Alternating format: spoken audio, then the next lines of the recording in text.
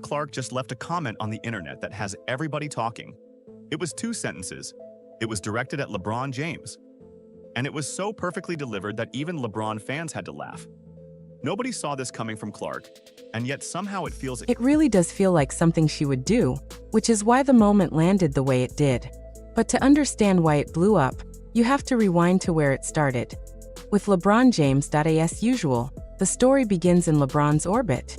On his podcast, Mind the Game, which he co-hosts with JJ Redick, the focus is typically high-level basketball IQ, film breakdowns, strategy, nuance. And to be fair, when they stay in that lane, it's a strong show. Redick is analytical and sharp. LeBron sees the floor like a chessboard, and the basketball conversations are genuinely insightful. But recently, LeBron veered into personal territory, detailing his diet and recovery process while dealing with a sciatic nerve issue. He described the adjustments he made, the discipline involved, the regimen, all very on brand. It was part elite athlete transparency, part longevity flex. And that's the thing about LeBron. He can say something that is objectively impressive and still make it sound slightly theatrical. The man treats recovery like a NASA mission briefing. So when that clip started circulating, it was only a matter of time before someone with a sense of humor decided to have fun with it. That's where the All-Star Weekend moment comes in. Whether Caitlyn was out of line or delivered the funniest callback of the weekend depends on your tolerance for playful trolling. Sports culture thrives on this stuff. Light jabs, generational ribbing, superstar-on-superstar humor. If anything, it shows comfort.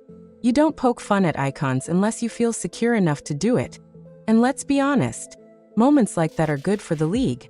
They cut through the corporate polish and remind fans that these are personalities, not press releases.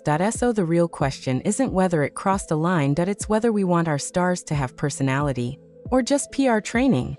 Because if it's the former, that moment was peak All-Star Weekend. Playing obviously as the season started, so I needed to give up something. I got to sacrifice something, and I actually did 2 things that I very love, and that is drinking wine and my chocolate chip cookies for dessert. I completely took it out. On Mind the Game, LeBron James revealed the big adjustment he made while managing his sciatic nerve recovery. He gave up chocolate chip cookies and wine for 2 months. That was the headline. No secret hyperbaric chamber story. No experimental stem cell breakthrough. Just discipline. He cut out the cookies.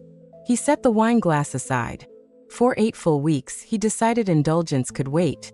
Framed one way, it's completely normal elite athlete behavior. Tightening the diet, reducing inflammation triggers, staying locked in. Framed another way, it's peak LeBron theater. A minor sacrifice delivered with the gravitas of a playoff Game 7 speech. He looked at the cookies and said, "Not today." He looked at the Cabernet and said, "We'll reconnect later." And then he let the world in on the journey. And that's why the internet had fun with it. Because when LeBron shares something, it rarely arrives quietly. Even cutting dessert becomes content.